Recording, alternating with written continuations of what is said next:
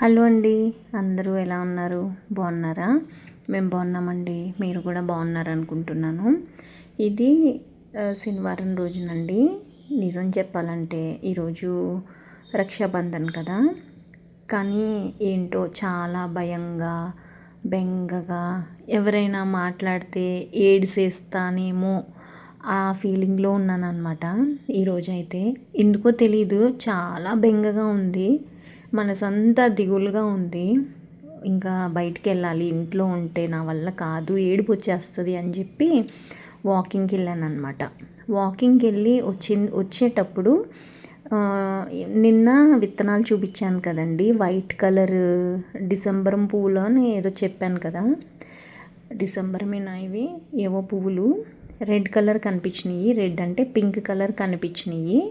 ఇంకా ఆ విత్తనాలు కూడా తీసుకొని వచ్చాను అనమాట. ఇంకా తీసుకొని వచ్చి ఇదిగో ఇలాగైతే పెడుతున్నాను.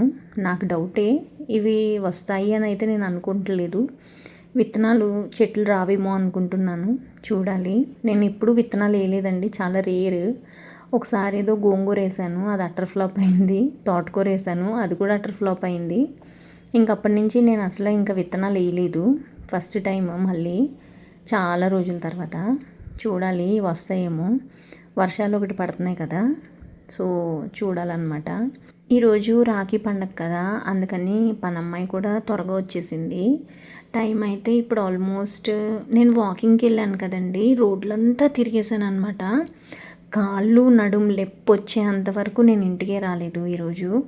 అంతలా వాకింగ్ చేశాను, ఎందుకో తెలియదు కానీ మనసంతా బెంగగా అనిపిస్తుంది అని అన్నాను కదా.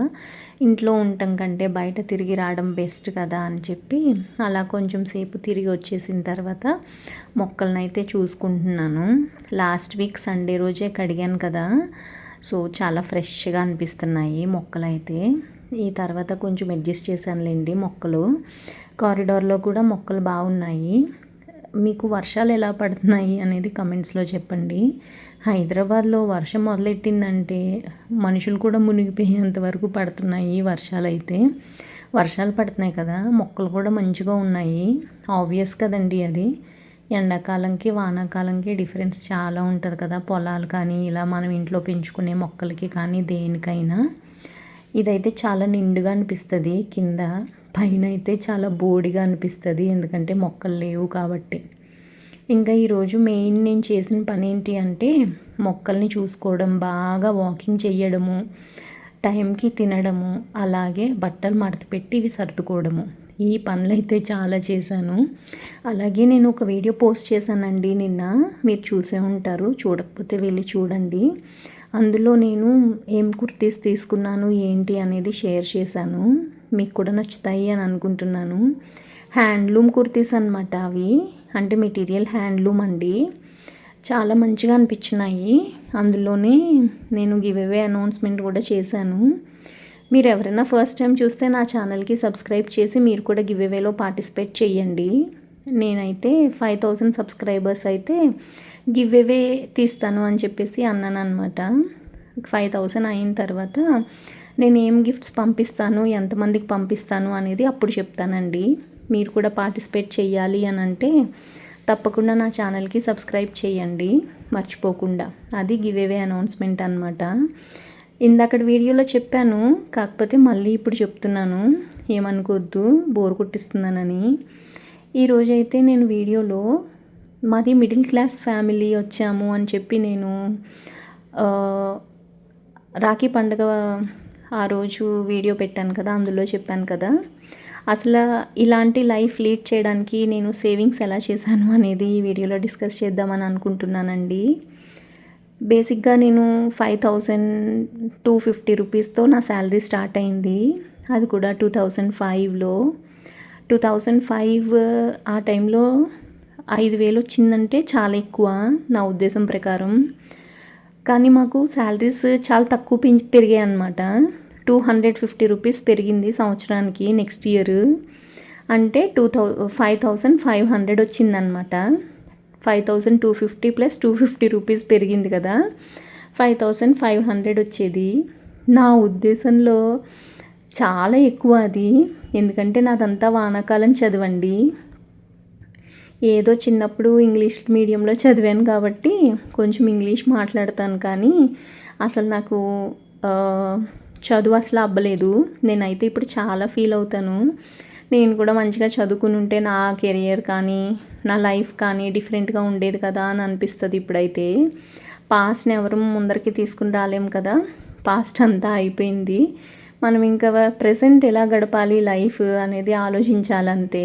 ఇదివరకు ఎక్కువగా ఆలోచించేసేదాన్ని, ఇప్పుడైతే అంత ఆలోచించట్లేదులేండి. నిజం చెప్పాలంటే ఆ వెంకన్న స్వామి దయ వల్ల ఇప్పుడైతే ప్రెసెంట్ బాగానే ఉన్నాము.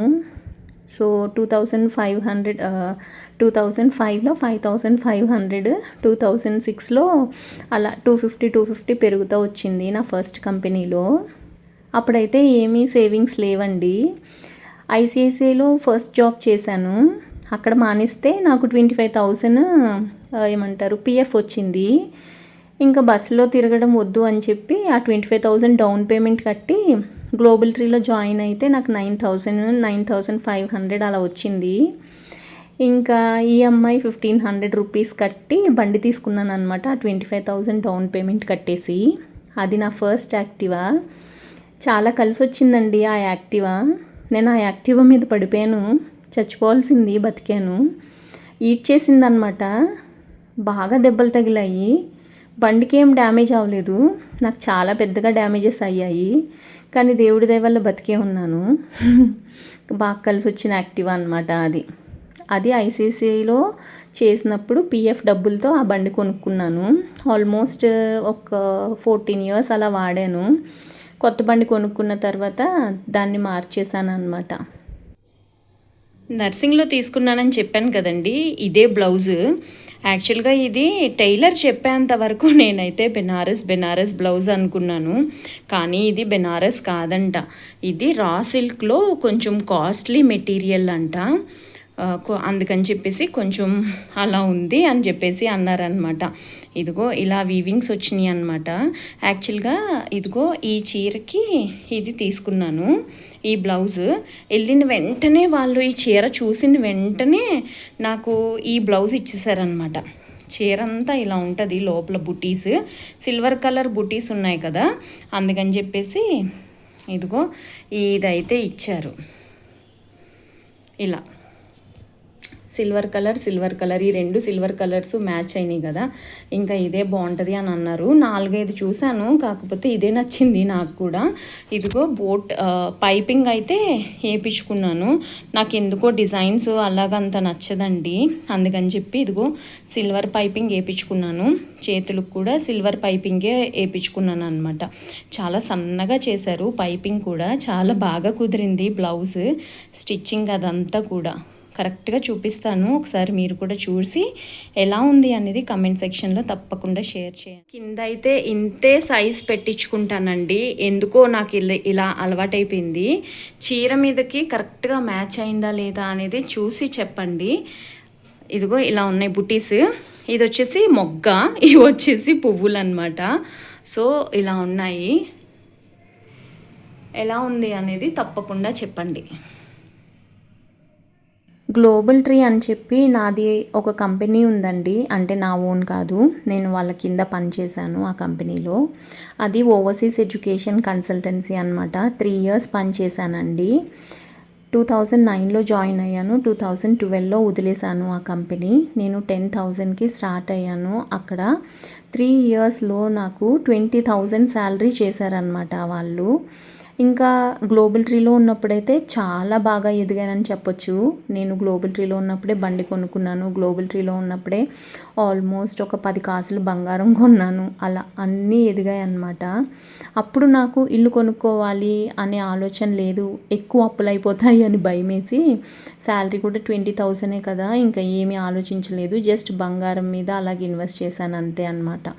అప్పట్లో చిట్టీలు కట్టడము ఇలాంటివి కూడా ఏమీ ఉండేవి కాదు, ఎందుకంటే అప్పట్లోనే చాలా రూమర్స్ ఉండేవి, మనకి చిట్టీలు కడితే డబ్బులు తీసేసుకొని ఇవ్వట్లేదు అని చెప్పి అలా చెప్పేవాళ్ళు అనమాట. ఇంకా భయమేసి ఎవరికి చిట్టీలు గట్ట కట్టేదాన్ని కాదు. అప్పుడు 2008 నుంచి నాకు మ్యూచువల్ ఫండ్స్ కట్టడం అలవాటు అయ్యిందండి. అప్పుడైతే ఇంకా 3000 రూపీస్, 5000 రూపీస్, 6000 రూపీస్ అలాగ ఇన్వెస్ట్ చేసేదాన్ని అనమాట. ఆ 20,000 రూపీస్లోనే. ఆ డబ్బులే కొంచెం ఇప్పుడు మంచిగా రిటర్న్స్ వచ్చి మంచిగా ఉన్నాయన్నమాట. ఇప్పుడు నేను జాబ్ మానేసి ఇంట్లో కూర్చోవాలి అని ఎప్పుడూ అనుకుంటూ ఉంటాను. కానీ ఒక్కొక్కసారి లయబిలిటీస్ ఆలోచించుకుంటే కొంచెం భయం వేస్తుంది. ఒక 4-5 ఇయర్స్ కంటిన్యూస్గా జాబ్ చేస్తే ఇంకా మనకి లయబిలిటీస్ అన్నీ అయిపోతాయి, అప్పులన్నీ తీర్చేస్తాము, ఇంక మనకి ఏం అవసరం లేదు అని అనిపిస్తుంది. కాకపోతే శుక్రవారం, శనివారం, ఆదివారం ఇంట్లో ఉన్నాను కదా, ఆ 3 రోజులు ఉంటేనే పిచ్చెక్కిపోయింది నాకు. కానీ తర్వాత ఎలా ఉంటుంది, పర్మనెంట్గా ఇంట్లోనే ఉండాలి, ప్లస్ ఒక సోర్స్ ఆఫ్ ఇన్కమ్ పర్మనెంట్గా మనకు వస్తుంది, ఎలా ఉండాలి అని కూడా ఒక్కొక్కసారి ఆలోచించుకుంటూ ఉంటాను నేను. మీరు కూడా చాలామంది నాలాగే ఆలోచించుతారేమో అని అనుకుంటున్నాను. ఇంకా కొన్ని అయితే నేను బతుకు తెరువు కోసం చాలా నేర్చుకున్నానండి. చిన్నప్పటి నుంచి కూడా మా అమ్మ నా చిన్నప్పటి నుంచి మిషన్ కుట్టేది. తను ఎలా కుట్టేది అనేది మాకు తెలియదు, కానీ ఇలా నుంచునే కుట్టేసేదనమాట. బ్లౌజులు కానీ, లంగాలు కానీ, ఏవైనా కానీ నాకు కూడా ఇలా నుంచుని కుట్టడం బాగా అలవాటు అయ్యింది. నేనైతే కుట్ల మీద కుట్లేస్తున్నాను, అలాగే లూజ్ అయిపోయినాయి టైట్ చేసుకుంటున్నాను ఇప్పుడు. కాకపోతే నేను కూడా డ్రెస్సులు అవన్నీ కుడతాను, నాయి మట్టుకే కుట్టుకుంటాను. అలా కుట్టుకున్నాయి కూడా నేను ఆల్రెడీ ఒక వీడియో చేసి పెట్టాను. మీకు ఎవరికన్నా ఇంట్రెస్ట్ ఉంటే వెళ్ళి చూడండి, మీకు కూడా తెలుస్తుంది. నాకు ఎక్కువగా అంబ్రెల్లా అంటే ఇష్టం కాబట్టి అవే కుట్టుకున్నాను అనమాట. ఇంకా ఇది ఒక రకంగా. అలాగే హ్యాండ్ ఎంబ్రాయిడరీ చేస్తాను, ఫాల్స్ చేస్తాను, జిగ్జాగ్ చేస్తాను చేత్తోనే. ఇలాంటివన్నీ నేర్చుకున్నాను అనమాట, ఏదో ఒకటి పనికి వస్తుంది మనకి అని చెప్పి. దాంతోపాటు జాబ్ కూడా చేస్తున్నాను కదా, ఇప్పుడు మళ్ళీ యూట్యూబ్లో కూడా కన్సిస్టెన్సీ పెంచాను కదండి. సో మీ సపోర్ట్ కూడా నాకు ఉంటుంది అని అనుకుంటున్నాను. నా మనీ రిలేటెడ్ థింగ్స్ ఇంకా కొన్ని మీతో షేర్ చేసుకోవాలా వద్దా అనేది తప్పకుండా కమెంట్స్లో చెప్పండి. అంటే ఎంత ఇన్వెస్ట్ చేస్తున్నాను, ఎంత రిటర్న్స్ వస్తున్నాయి, ఎందులో చేస్తున్నాను, నా ఎక్స్పీరియన్సెస్ కోసం మట్టుకే నేను చేసుకోగలుగుతాను మీతో షేరింగ్. దేని గురించి అయితే నేను ప్రమోషన్స్ ఇలాంటివి అయితే ఏం చేయనండి, ఎస్పెషల్లీ మనీ ఇన్వెస్ట్మెంట్లో. వీడియో నచ్చింది అని అనుకుంటున్నాను. లైక్ చేయడం మట్టుకి మర్చిపోకండి.